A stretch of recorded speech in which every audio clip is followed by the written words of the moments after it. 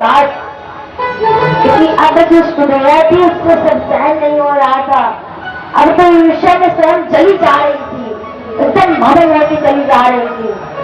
तो एक दिन की बात, अब मैंने एक दिन सोच लिया अब क्या करूंगी कि इसके पुत्र को मैं मार कर ही छोड़ूंगी। जब तक इसके टुकड़े टुकड़े नहीं कर देती तब तक इसको मैं लड़ा नहीं देती, तब तक मैं साथ नहीं रहूंगी। अब फिर ले लिया रात्रि के समय सोते हुए बालक को टुकड़े टुकड़े कर दिए, अन्य टुकड़े टुकड़े हो गए। सुबह का समय वह नववधू जो आई थी, जब वह उठ उसने देखा तो बिस्तरा तो पूरा खून से लटपट था। अब खून से पूरा लटपट था, तो पेट पर डर गई कि यह क्या हो गया यहाँ पर। छोटे छोटे मांस के टुकड़े बैठे, बड़ा भयभीत हो गई वो बालिका। और सुनीला जो थी वो प्रसन्न होकर के चैन की सांस ले रही थी। घुष्मा जो थी वे रोई नहीं और ना ही हंसी। सूर्य की बत्ती थी ध्यान धारण कर रही, वही नहीं उसके पति जो थे वे भी उसी प्रकार थे, वे भी ध्यान धारण किए रहे। कोई रोया नहीं, दुख बड़ा था नहीं करते, परंतु आंसू नहीं हुए। और शब्द के शब्द क्या करें, अपने अपने मुक्ति कर्म कर गए थे। कैसे? जब ब्राह्मण जन थे उनका रोज का कर्म था कि सुबह की गायत्री करते, भगवान का नाम जपन करते, इसके पश्चात ही सारा कार्य किया करते थे। और घुष्मा भी इसी प्रकार से थी, जब तक पार्थिव लिंग का पूजा नहीं कर लेती थी तब तक उनको भी चैन नहीं मिलता था।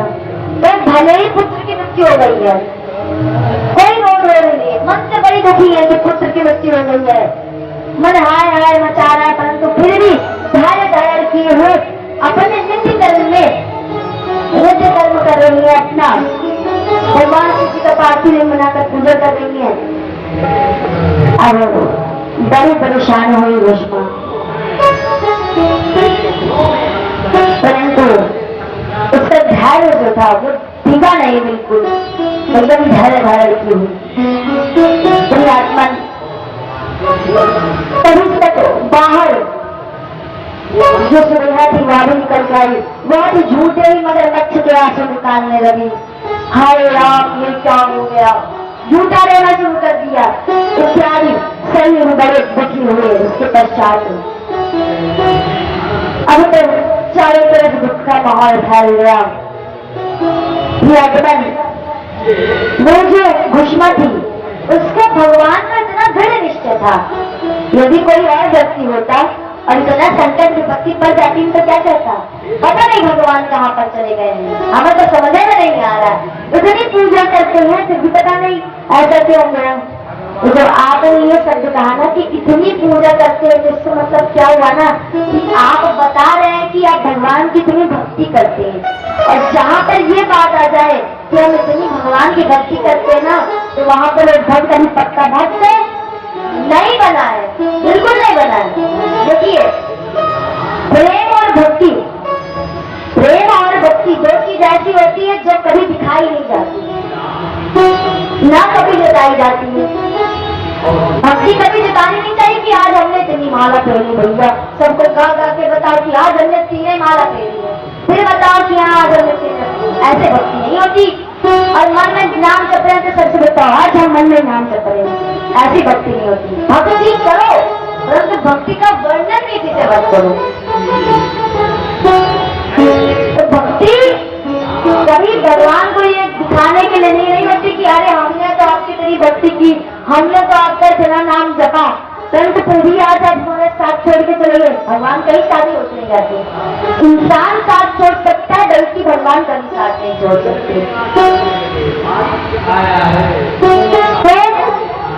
भगवान अब जो घुष्मा है ना उनका विश्वास बिल्कुल भी हिला नहीं, बिल्कुल हिला नहीं। ये नहीं कह रहे कि हे भगवान ये क्या कर दिया आपने, इतनी मैंने आपकी भक्ति की और आपने ये करवा दिया, ऐसा कुछ नहीं कहा घुष्मा ने। घुष्मा बल्कि और दृढ़ निश्चय के साथ में, और दृढ़ निश्चय के साथ में नदी के किनारे पहुंच गई, गंगा जी के किनारे, और किनारे पहुंच करके पार्थिव शिवलिंग का निर्माण किया।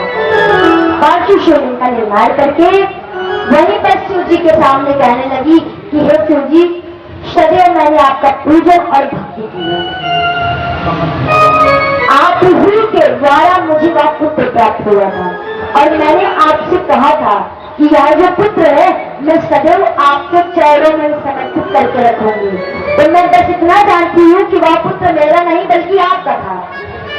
अब आप ही उसकी रक्षा कीजिए, मैं कुछ भी नहीं जानती हूँ। तभी तो भगवान प्रसन्न हो गए।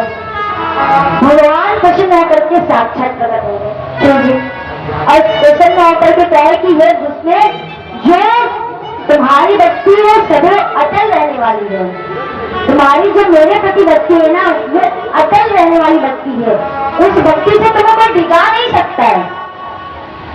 अब देखिए कई लोग क्या होते हैं, भक्ति करते रहते, शुरुआती भक्ति का दौर रहता है, तो अगर शुरुआत में यदि कोई भक्ति कर रहा है ना तो उसके बीच में से बड़ा आएंगे उसको ज्ञान देने के लिए, ऐसा मत करो, ऐसा करो, ऐसा नहीं ऐसा कर लो, ऐसा क्यों कर रहे हो, ऐसा कर लो। तो ये सब जो आते हैं ना ये सब बीच में बस अटकाने और भटकाने के लिए आते हैं। आपको जिस चीज पर आता है, जिस पर विश्वास है उस पर दृढ़ रहो। घुसमा जी की कथा यही समझाती है, दृढ़ता किस प्रकार से अपनी भक्ति पर दृढ़ रहना है। तो घुसमा जी जो कि अभी भी दृढ़ है, बिल्कुल टूटी नहीं है, दृढ़ है। भगवान सब कुछ आप ही को समर्पित है। यह पुत्र बालक जब उत्पन्न हुआ था तो मैंने आपके चरणों में लगाकर समर्पित किया था, तो यह बालक आपका है, अब आप इसको देखो, मैं नहीं जानती। जब पूर्ण रूप से समर्पित कर दिया अपने आप को, जिस प्रकार से द्रौपदी ने कृष्ण को जब चारों तरफ से हार गई थी तब कृष्ण को पुकारा था, तो वैसे इस यहाँ पर घुसमा पूरी भक्ति के साथ में सुनादेव जिसे कह रही है कि प्रभु मैं कुछ नहीं जानती, सब आगे जा रही। भगवान शिव जी प्रसन्न हो गए, प्रसन्न होकर के प्रकट हो गए और भगवान शिव जी ने कहा कि हे पुत्री, मैं तुम्हारी भक्ति से बड़ा प्रसन्न हूँ, तुम्हारी भक्ति की चर्चा त्रिलोकी में होगी, पूरे त्रिलोकी में होगी। तुम्हारी जैसी भक्त का जो दर्शन करता है वह भी पुण्य का भागी बन जाता है। हे घुसमा, तुम मुझसे वर मांगो।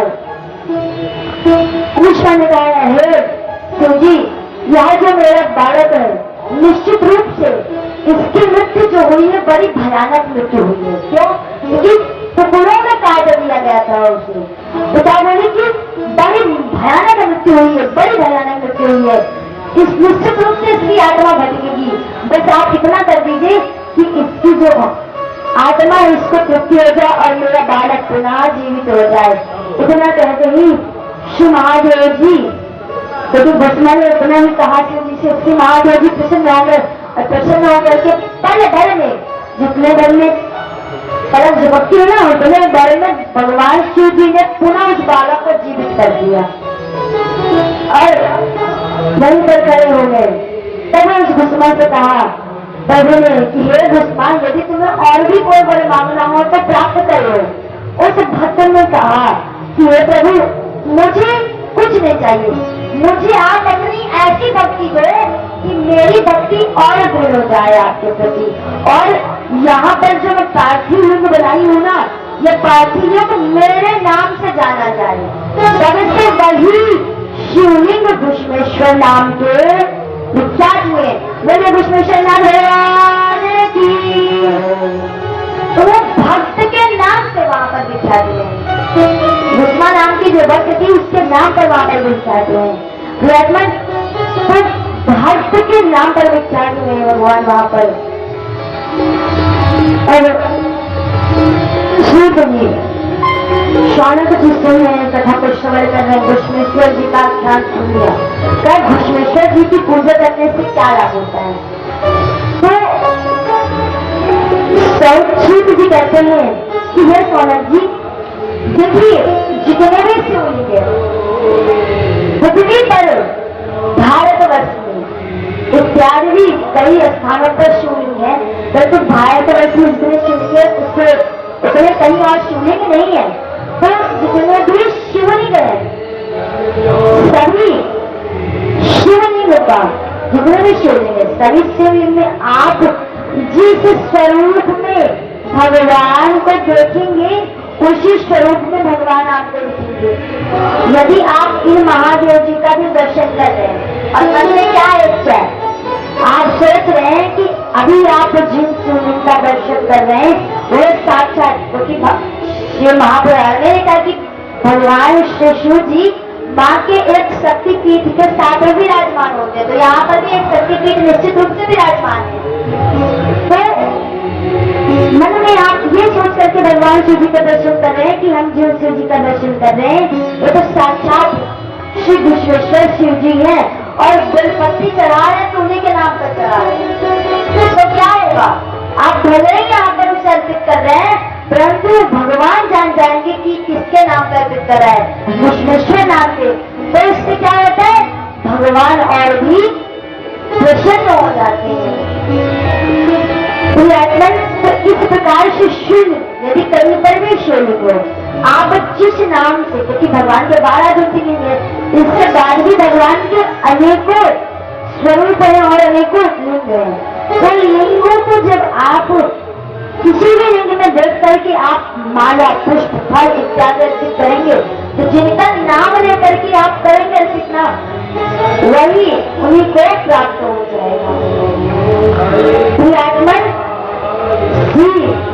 महादेव जी अब सूत जी सौनक जी को सुनाया, तो सौनक जी ने जब विश्वेश्वर जी क्या अब क्या सुन लिया, जब उनके बारे में सुन लिया तो उसके बाद सौनक जी सूत जी से कहते हैं कि वो सूत जी आपको कथा सुनाने में सर्वश्रेष्ठ है।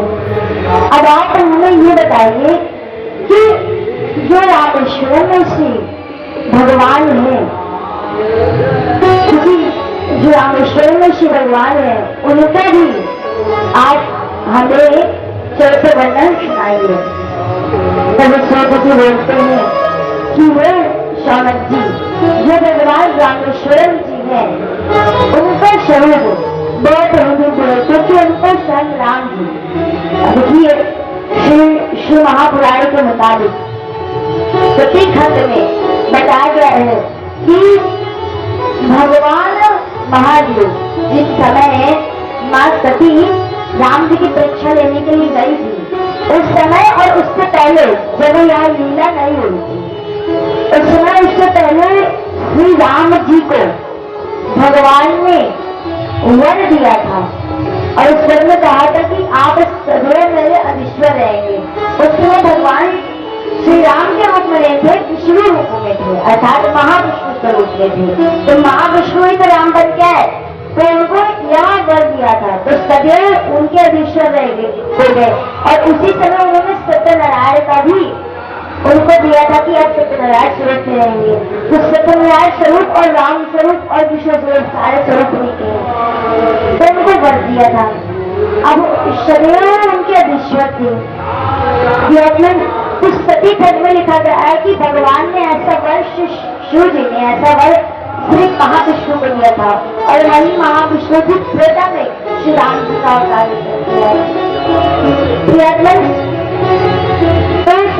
सौनक जी सूत जी से कह रहे हैं कि आप हमें रामेश्वर का स्थान सुनाइए।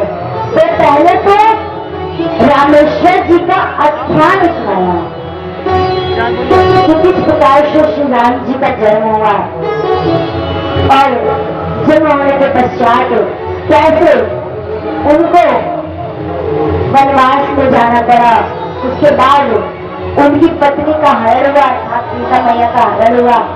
उसके पश्चात में श्री राम जी वन सीता मैया को ढूंढने लगे और ढूंढते ढूंढते सुग्रीव से मिलता हुए उसके पश्चात में हनुमान जी मुद्रिका ग्रहण करके ले गए। और जब क्योंकि इष्ट थे राम जी के शिव जी इष्ट भगवान है तो अपने इष्ट का तो ध्यान तो करेंगे ही। यदि आप भी कोई शुभ कार्य करते हैं तो आपके गांव में जो देव या देवी होती हैं जिनको आपके पूर्वज भी जब भी आपको कोई शादी ब्याह होता है तो उनके चौतरा पर एक बार जाकर के ढोल वगैरह बजाना पड़ता है। तो क्या होता है, वो आपके गांव के इष्ट हो जाते हैं, आपके गांव के रक्षक होते हैं। तो वैसे ही शिशु जी श्री राम जी के इष्ट हैं। तो अब शुभ कार्य करने जा रहे हैं, रावण का वध करेंगे और रावण भी शिव जी का ही भक्त है। उपेश ब्राह्मण है तो कैसे वध है? तो श्री राम जी अपने इष्ट की आराधना कर रहे हैं और उन्हीं का पार्थी उन्हीं को बनाया है, निर्माण किया है, उनका अभिषेक इत्यादि कर रहे हैं, उनका पूजन कर रहे हैं। रामेश्वर, तभी से उनका रामेश्वर कर गया। बोलिए रामेश्वर भगवान की। तो रामेश्वर शब्द में विराजमान हुए। इसके बाद श्री राम जी ने भगवान शिव जी को, जिस पार्थिव को उन्होंने बनाया, क्योंकि वही रामेश्वर में विराजमान हुए, तो उनकी स्तुति की हुई रामेश्वर की। इसके पश्चात रामेश्वर जी की स्तुति के पश्चात श्री राम जी ने रावण का वध किया और रावण के वध के पश्चात में श्री राम जी सीता जी को लेकर वापिस पुनः अयोध्या आए। जब सौनक जी श्री रामेश्वर जी का आख्यान सुन रहे थे, कुछ सौनक जी के मन में एक प्रश्न उत्पन्न हो गया और एक प्रश्न उत्पन्न हुआ और सौनक जी क्योंकि सुना रहे हैं तो जो सुना रहे उसी से पूछेंगे प्रश्न, तो पूछ लिया कि हे सौनक जी, अब आप बताइए, हमारे मन में थोड़ा सा एक प्रश्न है, आप इसका निवारण कीजिए। राम जी महाविष्णु के स्वरूप थे और श्री महादेव जी सदाशिव हैं, तो ये दोनों अलग अलग है या एक है? अब सोचिए, आप कथा सुनने वाले श्री शौनक जी के अंदर भी एक बार के लिए प्रश्न उत्पन्न हो गया। तो सूत जी ने कहा, हे ऋषि, आप इसमें थोड़ी भी शंका मत कीजिए, बस वही ब्रह्म है, एक ही ब्रह्म है, वही अपने रूप में अलग अलग रूप परिवर्तित कर रहे हैं और लीला स्वरूप अलग अलग रूप धारण कर रहे हैं। तो इसमें आप शंका मत कीजिए कि कोई उनसे अलग है या कोई किसी से बड़ा या छोटा है।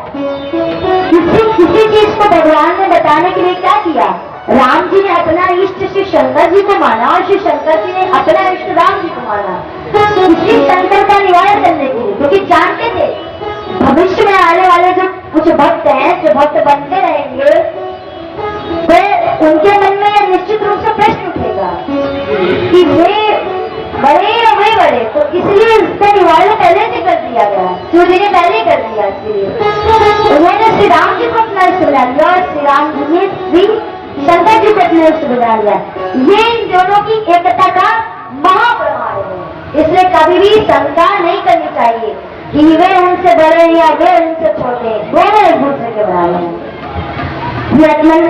आज मेरी वाणी को यहीं पर मिला, अब आगे की कथा का